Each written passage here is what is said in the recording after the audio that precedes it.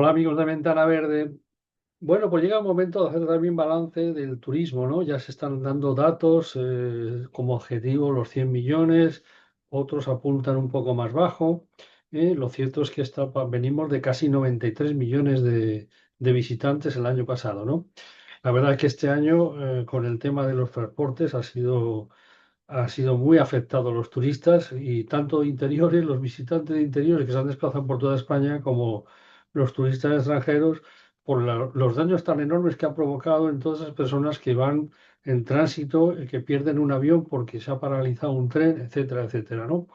Bueno, en el caso del turismo, lo que quería comentaros es que ya se habla de que en estos 6 primeros meses se ha sobrepasado los 40 millones de turistas y de visitantes. La otra cosa que se habla es de que el turismo es estacional, y que está muy desequilibrado. Eso es histórico, y por eso hay muchos sectores en los que se trata de compensar la época de invierno con la época de verano.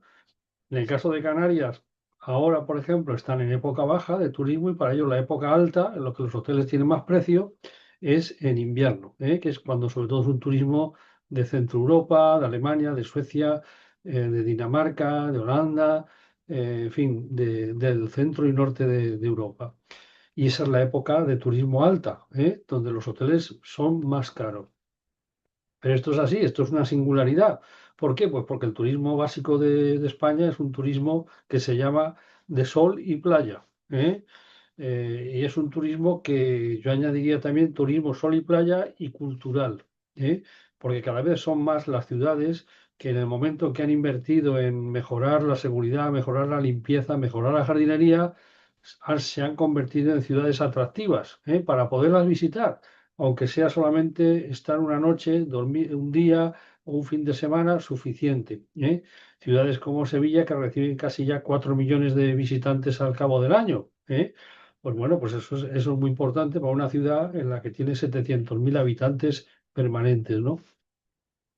El turismo, lo que pasa, que este tipo de turismo, lógicamente, pues crea, desde el punto de vista medioambiental, crea un desequilibrio, porque una ciudad como Salou, en Tarragona, pues hay meses en los que puede tener más de 200.000 personas que están gastando agua, gastando luz, y residuos, recogiendo residuos, todos los residuos orgánicos, de plásticos, papel menos, ¿no? Pero sobre todo eso, el contenedor amarillo, el contenedor verde, de vidrio, y el contenedor de residuos orgánicos o contenedor de residuos, tiene una cantidad de sobreexplotación total, por el consumo, lógicamente, porque si calculamos 1 kilo por habitante y día, y Salou puede tener a lo mejor unos 30.000 habitantes de manera permanente censados, pues esos son 30.000 kilos de residuos al día, y si tiene 200.000, pues tiene 200.000 kilos de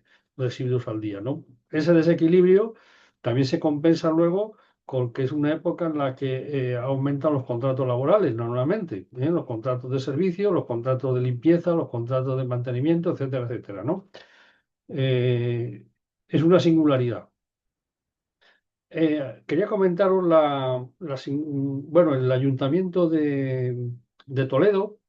Toledo ya sabéis que está a 80, 90 kilómetros de Madrid, que se puede ir en AVE, o sea que es un paseo, por así decirlo, ¿no? Y es una ciudad muy atractiva para visitar por su historia, por todo. Realmente es una ciudad en la que el ayuntamiento ha promulgado una serie de medidas, para evitar, digamos, que el turismo de alguna manera distorsione la vida diaria de la ciudad. Por ejemplo, no se permiten grupos de turistas de más de 50 personas. No se permite que el guía vaya con un megáfono, y hay unos horarios que me parece que son las 10 o las 11 de la noche como horario máximo para poder hacer visitas en grupo. Todo este tipo de cosas, pues bueno, lógicamente tienen su contrapartida. Esos ciudadanos que están afectados por el turismo, porque se sienten agobiados, porque se sienten que tienen la sensación de que los precios suben porque vienen los turistas, pues lógicamente se ven, dice, bueno, es que el ayuntamiento ha tomado una serie de medidas, ¿no? No vamos a hablar de la tasa turística, ¿no? Que eso es, bueno, es otro tema para hacer un vídeo solamente, ¿no? Y bueno, y de todas maneras, pues eso influye también en el turismo, ¿no? Yo creo que esto, la imagen de España ahora mismo, pues lamentablemente, yo por todos los contactos que tengo con el que estoy en contacto, que hablamos, tal, no sé qué, y bueno, y las noticias han llegado a todas partes del mundo. El desastre del transporte, el transporte por tren, eso ha llegado a todo el mundo, ¿eh? El apagón de España, pues no se sabía qué es lo que pasaba, cómo podía pasar eso en un país europeo, que de repente se apague la luz, y bueno, y se tarde pues 8 o 10 horas en recuperar y de una manera gradual, ¿no? Bueno, esto ya sabemos que el tema de las energías renovables tienen un problema asimétrico en relación a digamos, a la energía generada en una central nuclear, en una central térmica, y entonces pues no tiene esos problemas en esos consumos, en esos picos de consumo, pues tiene un problema para mantener la red. Pero es un problema técnico que lo tienen que resolver los técnicos, no pueden estar ahí y justificar que hay un apagón y que mañana puede haberlo. ¿Eh? Entonces eso es muy importante también el tenerlo en cuenta, ¿no?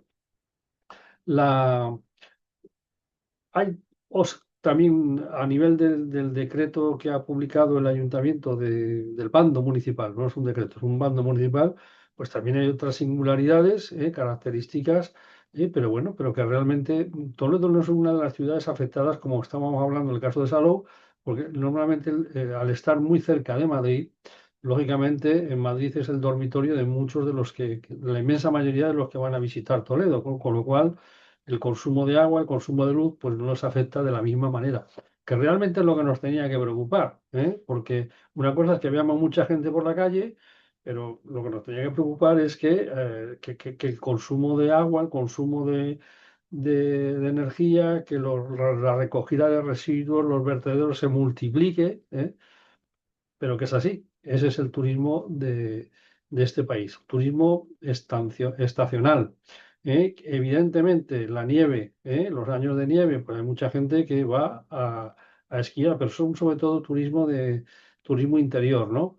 Los campos de golf sí que tienen un atractivo turístico, sobre todo para los extranjeros, y ese tipo de visitante, de turista, por así decirlo, es un turista que deja bastante más dinero que un turista normal que va por la calle con una mochila para pasear y ver los monumentos y sacar fotos.